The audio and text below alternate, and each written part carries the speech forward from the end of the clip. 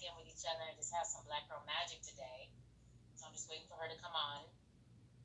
Black Girl Magic. Hi, beautiful. Look how good you look. Yes, hair. Yes, hair. Girl, thank you, Nakia. What you doing? Nakia Mathis, guys. You don't know who she is. She is amazingly amazing actress. She does hair. I'm gonna interview her too, but she does everything, and she did Cass's hair. That's amazing. My girl, I don't know. I've been just praying for some braids, okay? I'm like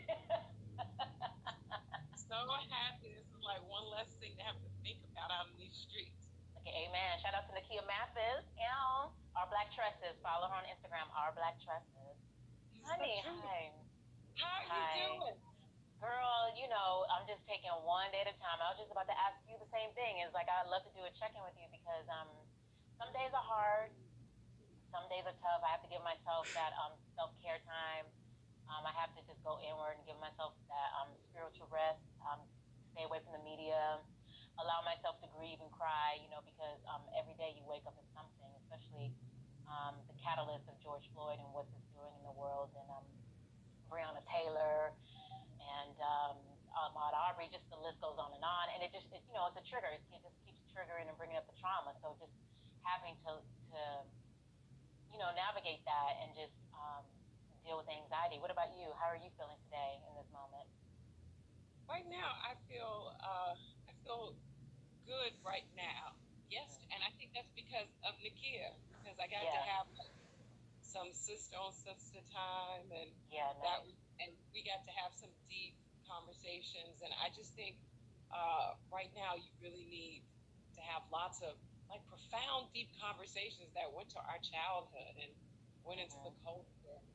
But to your point, being triggered right now by everything, I think it's always a triggering time for Black people, but to break out of the culture that has produced you and to constantly to see and reaffirm what the culture actually is, Hmm. to really excavate it and to see what's actually buried underneath everything is what's really profound to me right now. Because as Black people, we've always had a double consciousness to see that there's more here, but um, to see just in general how everything is a story. It's like Yeah. nothing is real. Like I keep saying this. I feel like I'm in like the Wizard of Oz, and I'm constantly seeing how everything's quite hollow, and there is no real man behind that big statue.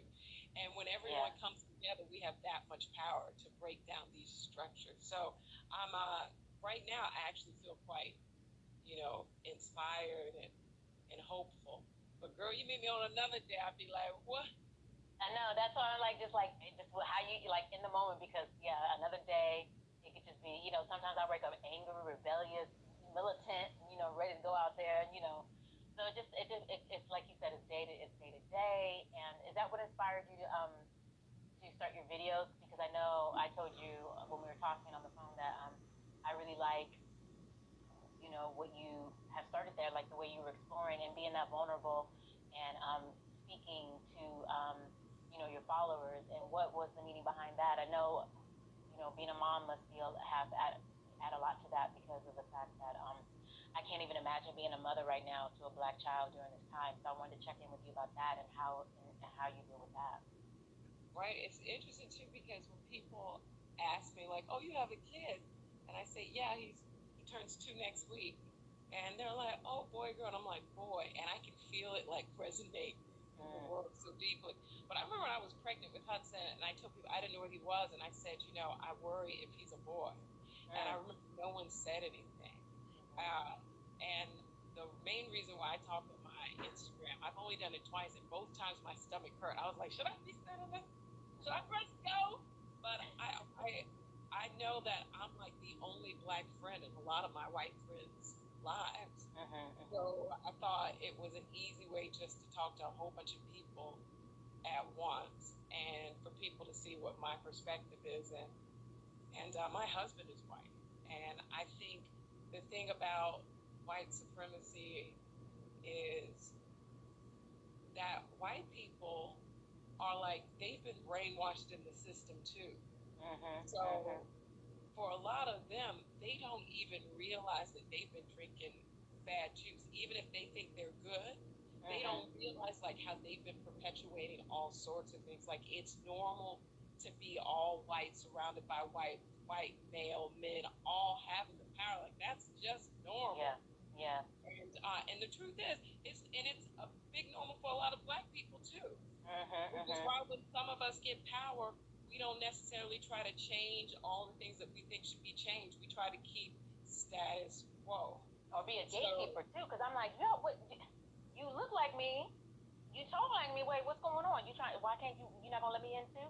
Like, for me, it's like, I hear you on that, because for me, it's very frustrating, and it gets me angry at times when it's our own, right? Not all skin folks or skin folks or kin folks, but with that being said, like I want that to be reversed, and I want that to start to change, because we should be bringing each other up and not closing the gate on everybody.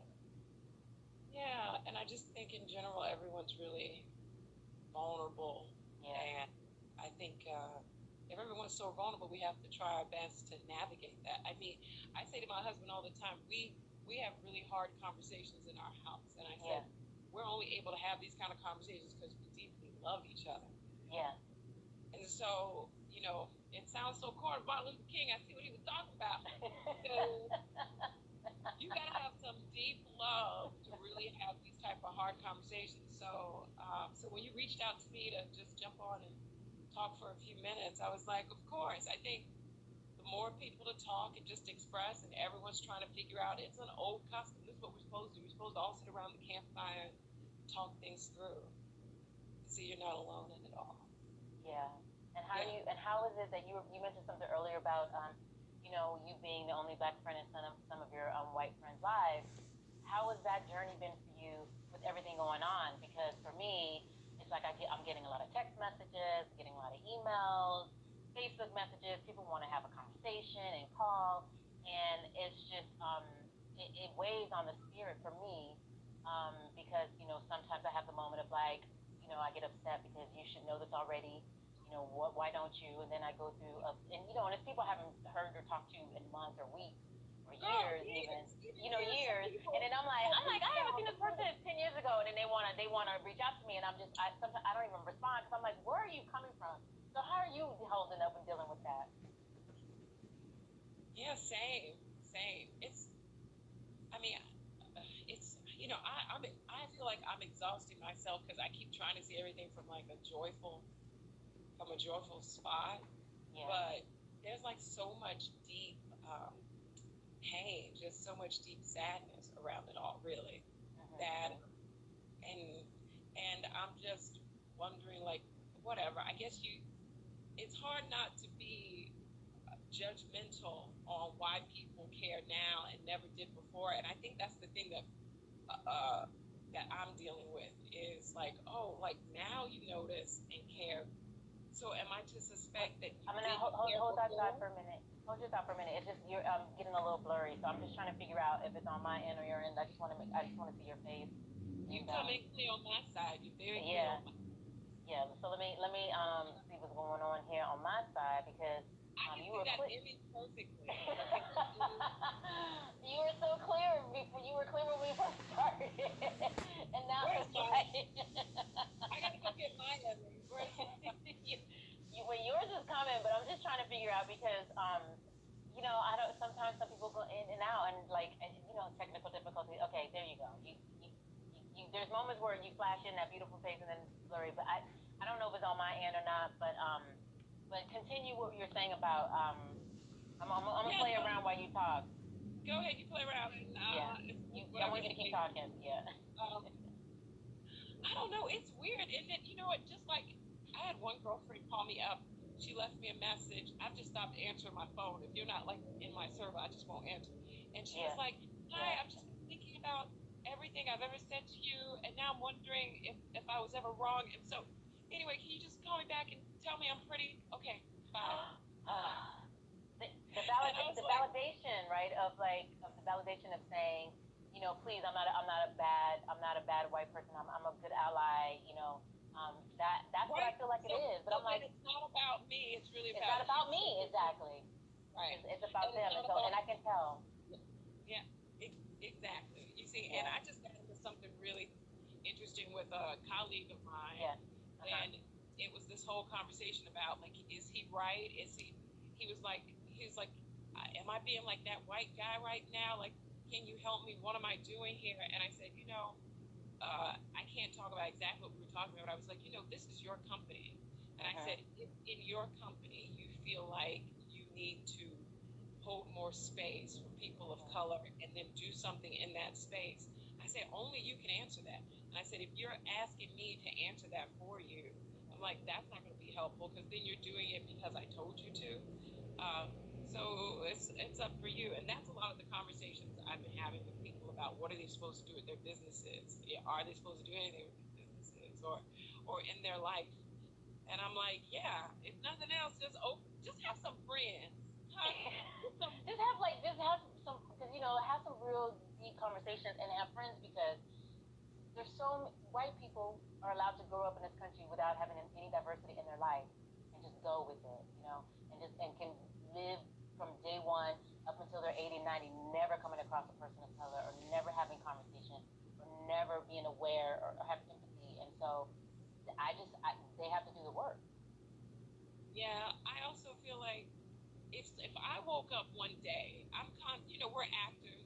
I try to think about it from their perspective. If I woke up one day and found out my whole world was set up to actually oppress someone, which means my whole world was set up to make me believe that black people are less than, and that the few that have made it out, they're just exceptional. Like, that's a lot to have to wake up to. And then you tell me, go do the work. And it's like, where do I even start? So I feel like it's not even helpful, like, go do the work. Like, what does that mean? Like, go to Google and look up Angela Davis. Go look up James Baldwin. Go read there's a great book called Slavery by Another Name. Like, go read books. Yeah, Go, I that's have a friend, Sully. My white, I tell you what, this is the time where instead of people looking for the new Martin Luther King, this could be the time for a new white Martin Luther King. Like a white person being like the abolitionist around anti-blackness, being the abolitionist about getting rid of prison and mass incarceration. And I have one of my friends, Sully, he has his own Sully Grams. He's from This Is Us. He is doing that big time. Honey, every day on his Instagram, he posts a new movie that he just watched, a new documentary, a new book, something else that has just occurred to him. So to me, I feel like that's someone who's literally doing the work and then exposing it to his network that could make him really unpopular, and he's taking it regardless. Yeah, I agree. That's the kind of work I love to see. So thank you for the check-in. So I want to get to we're gonna switch lanes, and I want to get to the comedian in you, and your sense of humor that I love about you. So when did you know you were funny? Like when did your love for the arts come in? Like did you grow up in an artistic household? Was it your parents? Did it just fall in your lap, and then all of a sudden you're doing stand-up? So I just want to hear a little bit about all of that journey. I could make it such a simple story to say. Nobody was in the industry or anything, but I thought I was going to be a pastor or a politician. I can see that totally. Hey, Tiffany. Hey, Oh my God. Tiffany. I ain't seen you forever. Okay, hello. It sort of just, I knew I wanted to do something that would help people, and somehow it turned out acting. But when it comes to comedy, real talk, people always said I was funny, but I was Florida State. Nobody was trying to hire me to do anything funny. I was always like the main. That's my joke. I was the main. You pick even if they did comedy as errors, I would play Loose the main. Like, that's all Lord. you could play. And so then when I got to NYU for grad school, it was still the same. It wasn't the same at all. They let me play so many things outside of what I thought, but still nobody necessarily was like, "You're hilarious. You should do this." Because they think I'm like pretty, so you need to play like the pretty people, or you need to go cry about somebody's death. So not until I worked with Chris Rock, and I think I let my wife, did Chris say to me off camera, he was like, "You messaged me, Tiffany? You don't have my number, because I ain't getting it." And Tiffany, if you wrote me on Facebook, I never check Facebook. Um, and basically one day Chris Rock was like, "Yes, you know, you're really funny," and I was like, "Yeah, that's." He's like, "No, no, Coming from Chris Rock, though, come on, he knows funny. Right? He's like, "No, you don't hear me. I'm saying you are funny," and I was like, "What?" And I was like, "Okay." So after that movie is when I started to do stand up, and I was living in LA. And that's when I did, like, I did comedy for this long. But let me tell you something I didn't like about comedy. This is why I didn't I was going to ask, that was my next question, is like, why did you stop, or what, if you liked it or not? I didn't. I mean, I loved it because the first time I did it, I killed. Okay, you can find it on YouTube. Okay, my first thing was right there. I killed. People laugh, but this is how dumb I am. I was like, so I killed with my TV show, because I always heard it takes years to create the perfect 7 minutes, the perfect 10 minutes. As far as I'm concerned, I had the perfect 10 minutes. I need to do it again, and it took me a long time to realize that you're supposed to do this for years, all over the country, and create a fan base. I'm like, I'm not, no, no. Where's my next audition? Okay. So then you're focused. So you were like, forget that. I'm going to focus on film, TV, and theater. That's exactly right. And then because I had a certain manager at the time who was like, you can do theater anytime. You should just focus on TV and film. So I rarely even do theater. And truthfully, I rarely do theater just because it costs so much to do theater. It's like, it's an investment to do theater. They need to pay us a living wage to theater people who love theater. Pay more money. That's how I look at it. Pay more money. And so that's why you see famous people come back and do theater later, because they're like, oh, I can afford the investment. And I miss doing theater so much. But girl, I love comedy. And so just recently I did The Last OG with Tracy Morgan. And it felt like eating home cooked food again. It was like, oh, thank you so much. Tracy Morgan's such good people. That whole experience was great. But I hope to do more. And now the world is crazy. Who knows what any of us are going to be doing? I feel like I have those moments where I wake up and I'm really nervous about where is it gonna go, because like I was telling you on the phone yesterday, I was trying to get where you at, right? Because I just feel like I feel like I was just starting out as far as getting my name, people knowing who I am. Who's this black girl walking in here with this Emmy? Who is she? What show is she on? And so then to look at somebody like you that I admire and just go, okay, what's next? I mean, it's a very scary time, but then at the same time, it's like, okay, how can I? And a lot of us are having this conversation about how can I get creative? What are some things I can do to keep myself artistically filled? This is the opportunity for me to create, and make changes and cut out the middleman. So there's a lot of conversations happening where people are really wanting to create their own work. And one of the questions I had for you was, which you're included, which I wore. That's why I wore your shirt today. This is her shirt. What? Oh, I didn't even know this. Yeah, it's like, wait, let me see. Can I, yes, color included. And so I wanted to wear it because it's just the indicator of like where your mind is and where you're going. And so you're not only just an actress, you're a comedian, all of those things. You actually are doing things to for the community and make changes, especially for Black women of color. So tell me a little bit about why you started What's Your Included. So you're gonna scream, but change the name of it. You did? Okay, what's the name? Okay. Yeah, see, I see. You never know, but this is why I love live. You never know. Right, because we brought on a partner and we've expanded. So anyway, I started the company and it'll launch in August. And it's called Creatrix House. And Creatrix House is a platform for women of color and their allies to come create, collaborate, and change the world. So What does that mean? It's a place where you get the education that you might be missing, whether that's education on how to market yourself or how to build a production company. It's a place where you get to hear from other legends in the industry, not just the acting industry, but any creative endeavor. You can finally sit down and have these big talks and conversations. And the last part is there's a whole humanitarian effort in it. So we have a calendar where throughout the year you have opportunities to give back to the world, whether it's your own organization or one that's actually on our calendar. And then overall, as a company, we have very big grand initiatives that we won't talk about until the company launches. But my whole thing was, I used to throw these Black Just lunches, and I think you came to my first one here in my house where I'm right now. And the whole point was, don't you think it's weird that none of us get to talk about money, contracts, other industries that we may want to be a part in? All we talk to are our agents and managers, and we never really talk to each other. The only time we really get to talk to each other is when we see each each other in a waiting room to audition, or maybe we're one-on-one with a girlfriend, but you want to talk to people. And in order to be really great at what you do, you want to talk to people who are better than you, and to also swap stories and just talk shop about what you're doing and what the problem is. And that's what would happen in our actress brunches, when we just get around and really just have community and be like, oh, you know what it's like to be an actress out here. But the part that's missing is to put our allies in there, because our allies are the ones who are actually getting paid much more money. They know about what contract points you should add into your contracts in the first place. Like, there are a lot of things that women of color are missing out on, and you have your Emmy there. But when I was out with my husband last year, when he was nominated for an Emmy, my Black girlfriends who are on TV shows, big and small, everyone had different information. And I thought, why don't we all know this information? What? I can put that in my contract? Wait a minute, how much did you get paid? Well, how did they leverage that number in the first place?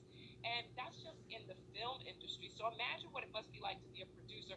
P.S. Producers have to sign contracts often that state that they won't say how or what they did in their last contract with actors and below the line people. So the industry is literally built for us not to be transparent. So I thought, you know what, we need to organize. We need to come together. So we're coming together as a sisterhood. We're coming together to also leverage our celebrity to help other communities that might need our help. So yeah, it's actresses, but it's really for all of us, women of color, in all sorts of creative industries. But yeah, first it was called Included, and then we started to think about that word included, and we found another word called creatrix. And creatrix is like a very powerful word.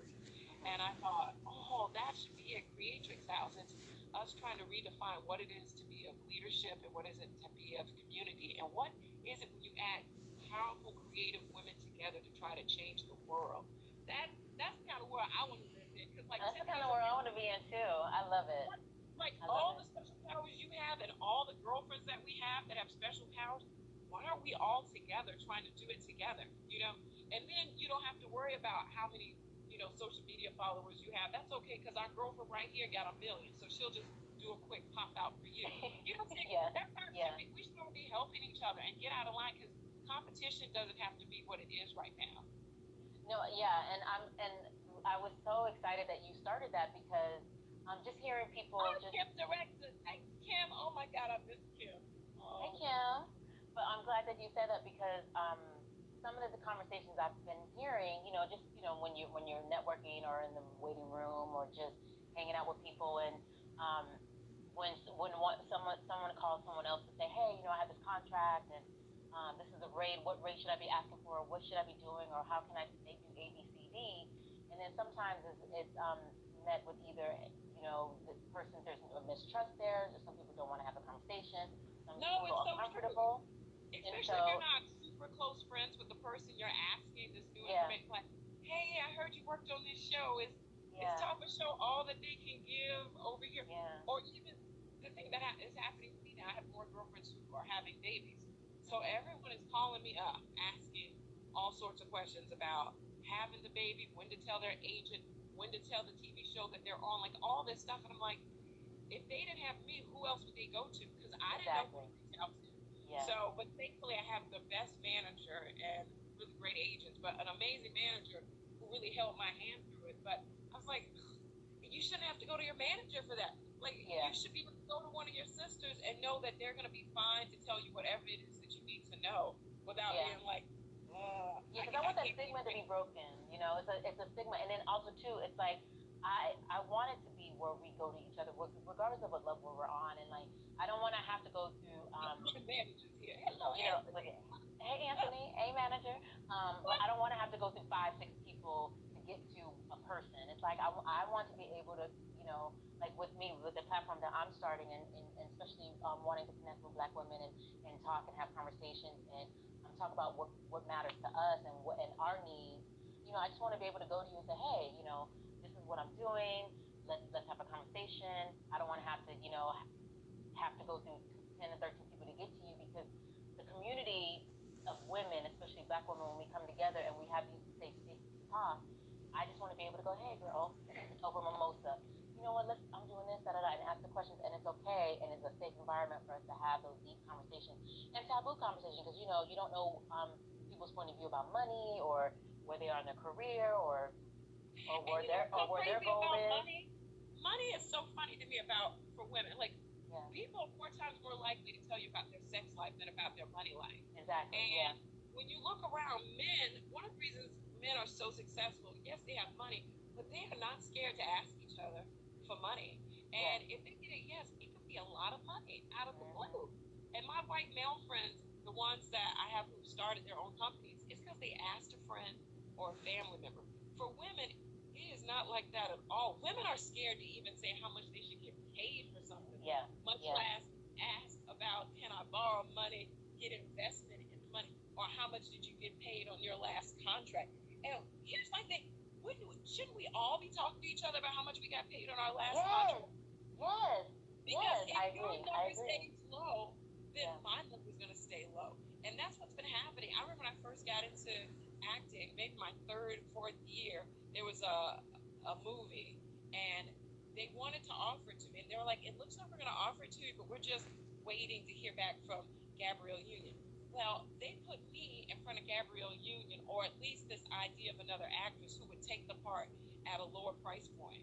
And they just kept going back and forth. And they would say, you know what, it looks like it's going to you, Cassie. No, it looks like she can't come on. Wait a minute, Cassie. Never mind, we don't need you. Wait, I'm not even joking. They did that to me 6 times. Wow. And, I was young and hungry. And now I'm like, what kind of low-level shit is that? That is not her. And also, how does that even make Gabrielle Union feel to be on set to be like, I'm only here because I accepted some low rate? No, it should be, she's Gabrielle Union. She's Gabrielle Union. Can you just pay her a rate? Can you not try to lowball her with me? Yeah, no, it's happening on every level, because even Taraji P was saying that Tyler Perry is the one that paid her what her rate was and her worth was, and and we're always constantly having to negotiate our contract. And I want it to be where we're in a safe, healthy space with our money and our contracts to call up each other and say, listen, this is what they're offering me. What do you think? And girl, you better go back. You better tell your manager to do. And you're right. I agree. We need more of that. We need allies, because then if we don't have a white friend in that show at some higher level, then what happens is that they'll be like, well, that's how much that role is worth to us. That role is only worth that much money. So then what are you going to do? And I think they call it like the golden lasso for Black women or people of color, where you're just so happy to get the offer and the money, you don't even think you should let go. But my friend Sterling Brown, he's always like, there is no negotiation. Sterling, I love you. Hey, if you ever watch this, I'm going to post this later too. So hey. He always says, there's no negotiation if you're not willing to walk away from the table. And so I called up, this is why allies have to be a part of Creatrix House, because when I called up my girlfriend for the last show I was a series regular on, when I called her up about the rate, I asked how much she got, and she was like, well, that's $5,000 more than they offered me. Then I get on the show, and I start to hear whispers of what everyone else is making, and I'm like, oh, you know what they did? They gave me the amount that you give the Black girl. That's not the amount that you give the white girl or the white dude. That's just the amount that they give. Like, they knew that was the Black girl role, and that's how much money they wanted. But you heard about what happened to Octavia Spencer and Jessica Chastain, right? Like, Octavia Spencer, who already has an Oscar, they were trying to lowball her, and she just walked in, and thankfully she was brave enough. And that's the thing, we all have to be so brave and to walk past fear and ask our co-star, be like, listen, I don't know if you know, but they're only paying me this much. And Jessica was like, what? Jessica held her hand, walked into the producer's room, was like, listen, this is going to be favored nations between the two of us. And that turned out to be her highest payday for Octavia Spencer. Yeah, and I have another girlfriend, same sort of story, different show, but it was another white woman who held her hand, was like, not today. And mind you, the first number they gave my other girl, that we both know, but I ain't going to put her name out there like that. Don't put her name out there. The first number they gave her was already my girlfriend's biggest payday. She was like, what? That's a lot of money. And her white girlfriend was like, that is no money. She's like, if I were you nominated for an Emmy right now, and the type of movie you just got an Emmy for, she's like, I'd be on the front cover of every magazine, and people would be throwing money at me. She's like, no. You're going to wait. She's like, I'm going to go talk to producers. So her highest payday became even a bigger payday. And that's how you change people's lives. Yeah, and that's why we have to have the conversation. We have to be comfortable, and we have to get over just trying to protect, or get over embarrassment, or whatever we feel like. I don't want them to know how much money I'm making, or if I'm not getting paid. We have to break that. We just have to break those stigmas and have the conversation so we can get paid our worth. And we also have to be comfortable sitting at the table negotiating and saying, nope, I want this, nope. Because even just society-wide, women are even just subliminally and consciously trained to always be meek or apologize, or just always, just can't speak up. And now that we're breaking through those barriers, we're gonna have to go in the room and say, no, this is what I want, and not be afraid of if we lose a job or not. Just be able to trust that something else will come down the pipeline. Yeah, and I think, and this is like my little thing that I tell everyone, which is, it took me a long time to bring on an entertainment lawyer, but you know what, y'all? If you're an actor, I can only talk about actors. Add that to your list, guys. Entertainment lawyer, add that to your list. Add it to your list, because entertainment lawyers don't take that much money from your check. But what I've learned, and what I've heard from my friends as well, is that when your entertainment lawyer goes to the table and asks for money on your behalf, that lawyer's not thinking about, well, Cassie, based on these shows that she's done, and she's Black, she should get this much money. He's like, no, he looks at it no different than you look at different cars that you're trying to buy. He's like, how long she's been in the game? What has she done? And what role they're trying to give her right now? Oh, they're giving her, this is how much it is. He's like, it don't matter if you were a man. That's how much money I would say you were worth to get at this point. And I think to be an agent and manager, I feel that it probably must be tricky to put a huge number out on the table, because you want to keep your relationship with that casting office, maybe with that production company. But if it's your lawyer, the agent manager be like, oh my God, I know, wasn't that a lot of money? But that was her lawyer. That wasn't. So then they get to be clean in the relationship too. Yeah. So that's my little 2 cents. And I like that little 2 cents. Well, yeah, okay, so it's triggering me to ask you about because you getting all these gems, and you're having these amazing conversations with different people, different backgrounds, especially Black women, and getting all these gems. What are some give me like a best piece of advice you've gotten from, because you worked with like Tracy Morgan, Denzel Washington, Spike Lee, like the list goes on and on and on. There's so many people that you worked with. What have you learned by either watching them or just being on set with them, and they've said to you, hey, pulled you aside? What could you tell me about that? Yeah, Morris Chestnut, who I think is beautiful. Hello, hey Morris. I know, right? I know. So many. Queen Latifah. So many. Yeah. You worked with so many great. Yeah. It's all such a weird question, because I'll just look at the last OG. I don't know if this is like, this is my lesson. I don't know if this is like even a lesson, but this too shows me what I've always craved in life, which is, there was a moment where me and Tracy were working, and I felt like the rhythm of the joke wasn't working, and it felt like the joke needed to work differently. And so I was trying to figure out how to tell it. I was like, Tracy, I don't know, I could be wrong, but maybe this next time, and we tried. He's like, Cassie, he's like, don't do that to me. He's like, you're a professional, I'm a professional. You just tell me I'm fucking up the joke. Tell me what I'm supposed to do. And I was like, oh, I just think the joke I should say this, take a pause. And he's like, boom, let's do it. Let's roll the camera. And I just felt like Tracy, it's so rare in my life that I get to live on a set and people don't treat me, I'm brand new to the industry. Yeah. And Tracy Morgan treated me like I've been doing this forever. Truthfully, Spike Lee and Denzel did too, and that was my first film anything. Well, let me ask you that. Let me ask you about that. Okay, so how does one graduate from grad school and then go straight to Spike Lee and Denzel Washington? How did that happen to you? I love that. It's because my classmates at NYU kept bothering Spike, and they were like, listen, you gotta come to our showcase. They kept saying, you gotta come to our showcase. I never saw Spike once. Of all those 3 years at NYU, I never saw him once. And so Spike sent his casting director, Kim Jackson, there too. I keep getting Kim Jackson. There's so many Kims in my life. Kim Coleman, thank you. I got 3. I got Kim Jackson, Kim director, Kim Coleman. This is Kim Coleman. He had Kim Coleman go there. Oh my God, and I love Kim Coleman. Okay, I need to send her a box of something right now. Kim Coleman came and she saw, and anyway, Kim Coleman's the reason why I got this role. Kim Coleman saw my leads. She called me for an audition. I came into audition for like cop number 10 in the background, and just before I walked out the door, she was like, hey, why don't you audition for, Denzel's love interest? They haven't written the role, but they're talking about writing this role. And I was like, all right, sure. She's like, but can you take off your wig? And I was like, what? Oh my goodness! Ask a black girl to take off a wig. This is pre. This is pre. How to Get Away with Murder. This is pre Viola Davis taking off the wig. Right, but Kim told me, no, we be out here in these wigs. Yeah, You can't even do that. so I took my wig off and we just improv the scene. And next thing you know, like maybe a week later, I had an interview with Spike, and after that interview, then I had another callback.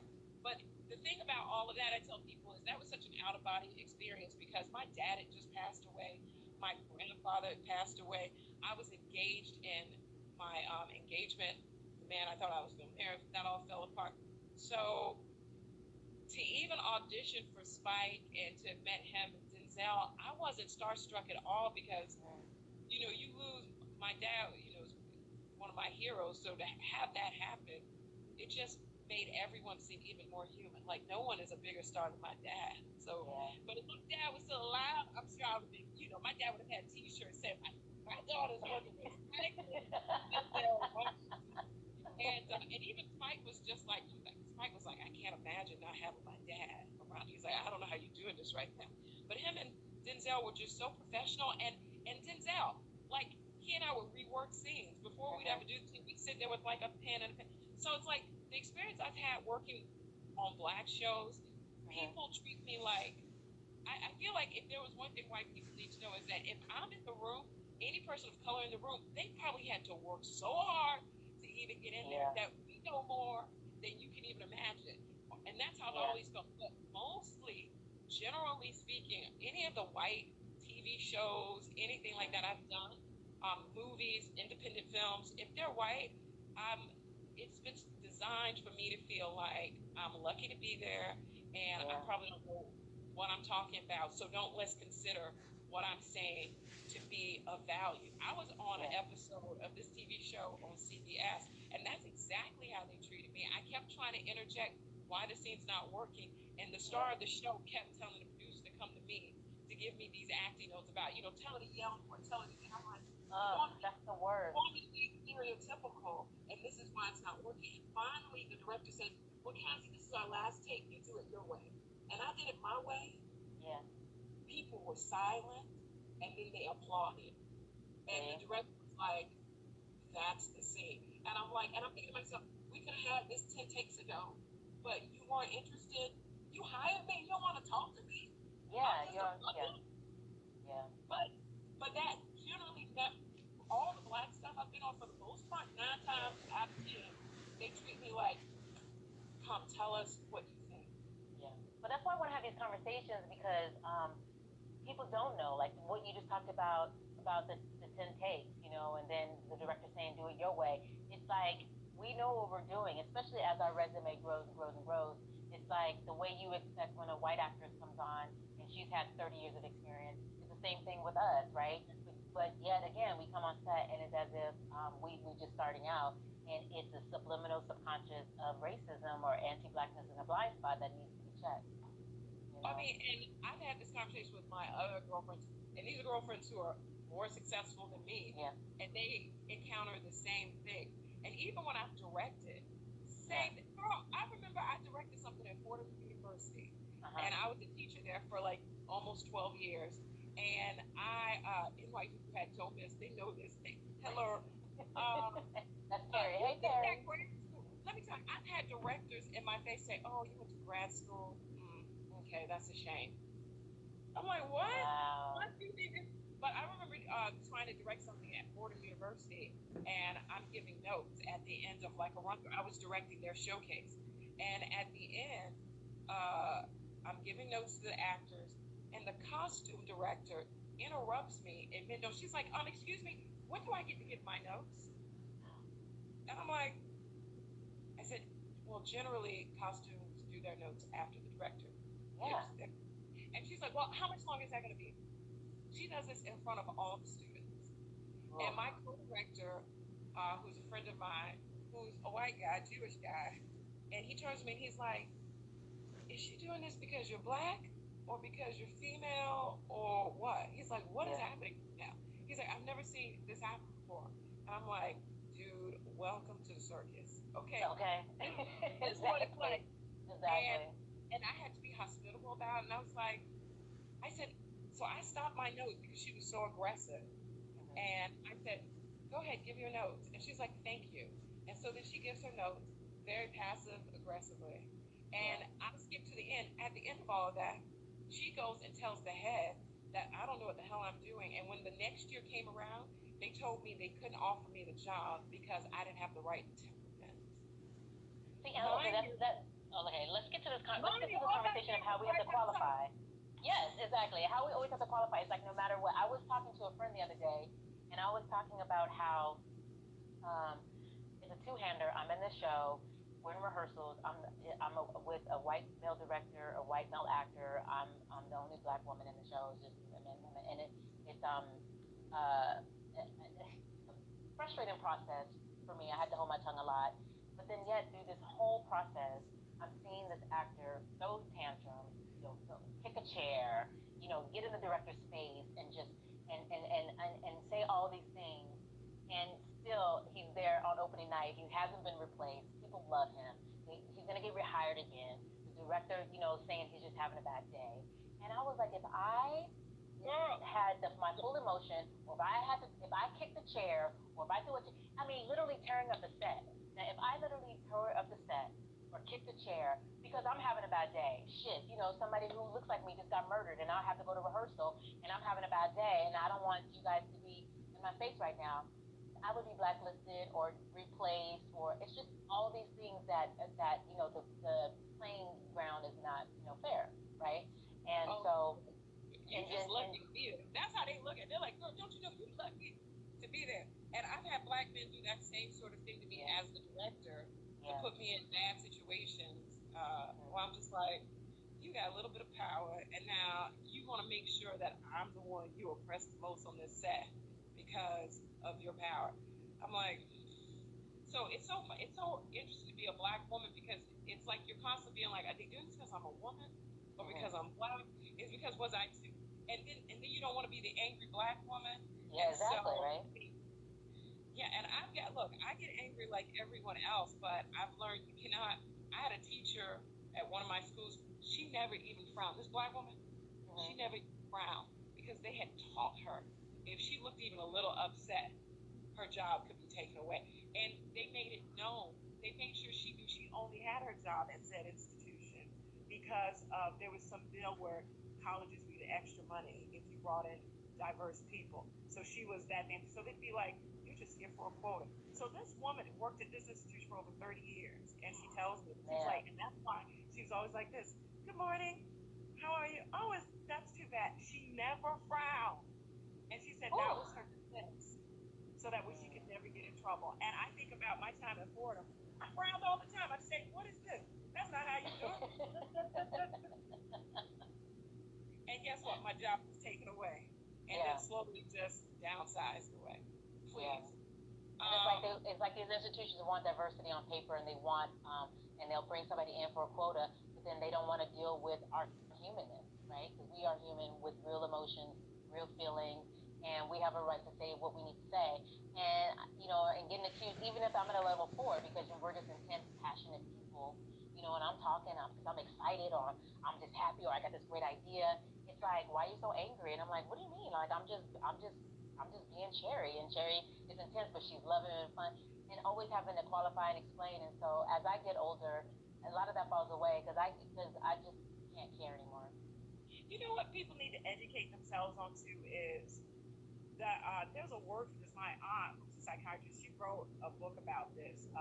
But there's a word for black people actually, in general, do emote more.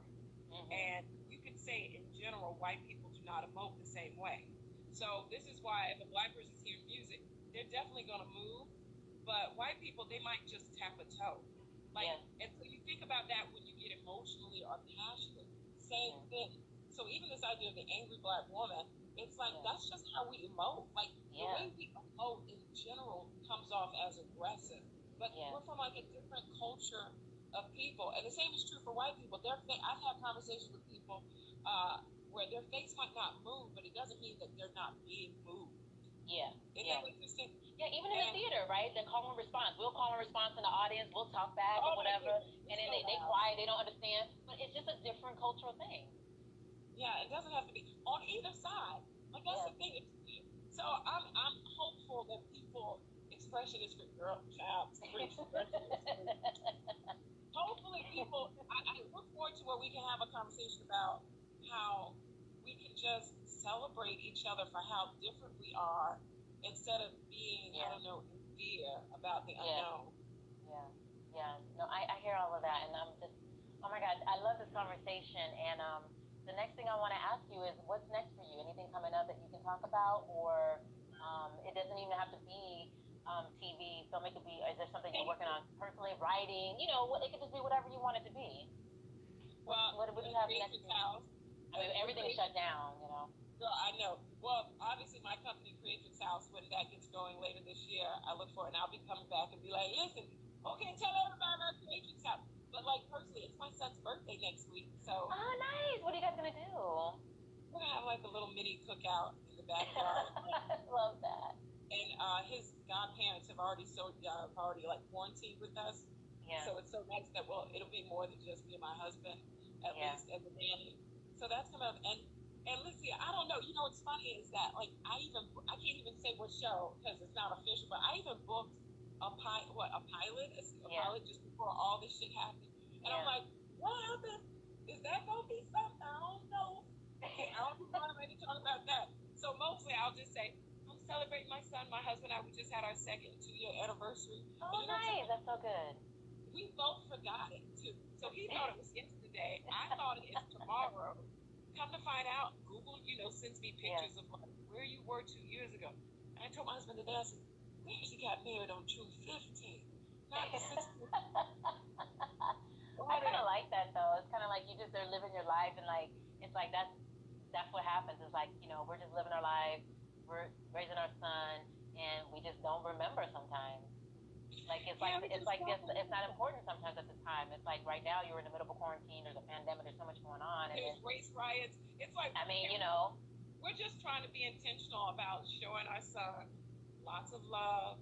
We do our husband sandwich where we just kiss and he sees us kiss. Oh, I love it. I'm reading books on, like, how to talk to a 2-year-old, like how to get them to listen. That's my other big project at this point. It's like just trying how to raise a little boy in this world, and also keep I'm so happy he's just 2 because he has no idea what's happening, So I'm what's happening right now. So that's my biggest, between my son and Creatrix House, that's pretty much, I'm not writing, I'm not doing anything but trying to build this platform for it to be a real, just a soulful place for us all to come to commune and to maybe connect the dots of the things that we're still trying to figure out and do some good work. That's what I'm working on. Yeah, I'm really excited to say, you say it's launching in August, right? Because I'll make sure I'm going to, spread the word and let people know about it too. But it's, we need things like that out in the world, because I've been talking to a lot of people, and a lot of people are feeling hopeful. They feel like this is different, the change, the way the world's coming together, and we need to just be equipped and ready for people once we come out of this, because people are going to be seeking and looking for places like what you're creating, because people are going to want to learn, women are going to want to rest. Go ahead. So one of these companies, there's no company just like Creatrix House. There's nothing like that. Yeah. But there are other companies that are like, similar, maybe like a wing or something like that, where it's not really, but not necessarily like my company, it's Creative Womanhood. And now you go to these people's websites, and it's full of Black female faces all of a sudden. Yeah. And there are other companies just like this where they've always asked us, we'd love for you to come talk, but they've never actually sent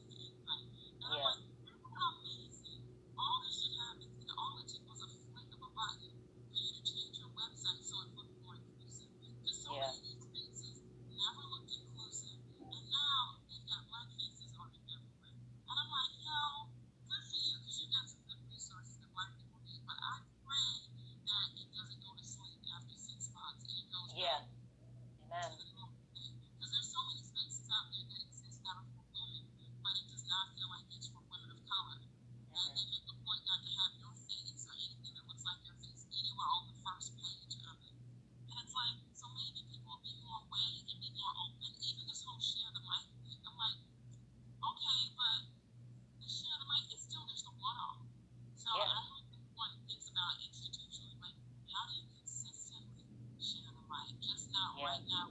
Not just right now, but because it's popular. Yeah. No, I agree. So it's going to be interesting, and that's why I'm excited about your organization because you ain't going nowhere. So that's why people are going to be able to have a safe place with what you're doing because you already started it, and like the two brunches I've been to that you invited me to, I mean, it's already creating a safe space and to go in and to be able to rest, for those couple of hours that I was there. So I'm really excited that you're doing that. I know, yes, just to rest, right? To spiritually rest. It's like revolutionary. Just come to rest. Just to be. You don't have to overly have to transcribe or translate what it is. Yeah, no performance. I just walk in the room. I see all these beautiful black women that look like me, women of color, and we can just be. We can just, we need to just not say anything, or if they want to cry, whatever. And so, there's not that many spaces out there, and so that's why I'm really excited to see what you're going to bring in August. It's needed. So I just want to say thank you. And also I want to say thank you for this interview. Oh my God. Thank you for saying yes to me. You're so amazing. Like, you're just amazingly, I'm just glad to know you. And, before I go, listen, what were you going to say? Said the feeling's mutual. And I say yes because you represent like the world that I want more of this kind of stuff in the world, So thanks for I'm so honored you even asked me to come on and talk to an Emmy Award winning actress. I love you so much. You make me laugh, and I just want to continue with having these discussions, also having some Black joy, showing Black excellence, especially with Black women and Black women that I respect. I respect you so much, and I love what you do. And but before we go, I want you to tell me about a cherry pick. Yes, tell me about a cherry pick. What was your cherry pick? What would my cherry pick? I really don't have like a real cherry pick, so I'm gonna do this is my cherry pick because it's so random. It's so random. You know what's been getting me through all this pandemic, all this stuff? What? Reruns. So I watch reruns of 30 Rock, and 30 Rock is so big. But can I tell you? And this so random. The thing that has given me such joy is the final season of Cheers. Okay. I've been watching. I watched I love the old school Frasier. Girl, I love Frasier. Because the acting and the comedy and all that show, and then old school Martin. Like when you watch Martin. It's on Hulu now, but it wasn't Hulu, and then do you see they have Living Single back now? I've been watching Living Single, but Martin, when you look at these old school the comedy, the acting on it is so genius. The way you can see the love that they have for each other, and how they're just so right there with each other, like just not dropping the ball, they're passing the ball back and forth and having a good time and like cracking up like where my sides hurt, like just classic old school Martin episodes. Come on, Martin was the comedy. Tashina Arnold, who gets overlooked a lot. I mean, Tisha Campbell, like the comedy when they were auditioning for Biggie Smalls. Oh my God, the Biggie Smalls, like when they were just coming in the house cleaning. I always think about Brother Man from the Second Floor. I'm just like, where did he get these actors from? Anyway, and so that's my cherry pick. It's not that. I love it, laughter. I love it. Like just find some laughter. Find some laughter. I love it. Radical at this point. Even getting dressed up is radical. Okay, so that and comedy. This is how I get through, just so I can get rest from all the crazy. I love it. Yeah, I haven't dressed up in a minute, and I kind of like it. Like I've been doing my interviews with no makeup on, hair not really did, just throwing on a t-shirt, and I like it, because it's like always going to an audition, always putting myself on tape, always doing something, always dressed up, makeup, and I was like, please, you look great, you look beautiful. Oh, can I tell you, because he's great. Okay. Nakia Mathis, y'all need to look up all black dresses. I did a whole thing on Instagram where I was like, that's it, I'm done doing my hair. I just stopped doing my hair and makeup. And literally this week is the first week I'm like, I'm just going to put on my face again. Just so I can look in the mirror and be like, well, hi there. Okay, how you? I forgot you there. You what you look like with makeup on. Yes. Yeah, girl, but these braids, girl, nothing like some braids. Braids just whatever. Mm. Thank you, Nakia. She deserves a Nobel Peace Prize. Yes, Nakia, we love her. So We love her. I'm gonna do an episode with her too because we need to talk about black girl hair, black girl magic hair. That'd be a dope episode. That's exactly it. Yeah, no, just go do that. Yes. Yeah, that'd be a dope episode. To do. What am I supposed to do right now? With a black woman in her hair? Come on. Come on. That's a history. That's a whole history. That's a whole dissertation right there. So. That's a lot. That's a lot. So anyway, thank you, Cherry. I know. I'm so glad you came. It was so good to talk to you and just have fun and laugh and also talk serious stuff too. And girl, I appreciate you just being here, and I can't wait to just see you in person and love on you. I pray it soon, my friend. I pray it soon. Stay safe out there. Stay safe. And also good to see you. Bye, guys. Thank you so much. I'll see you guys soon. Bye-bye, everybody. And thank you guys again so much. That was a great interview with Cassandra Freeman.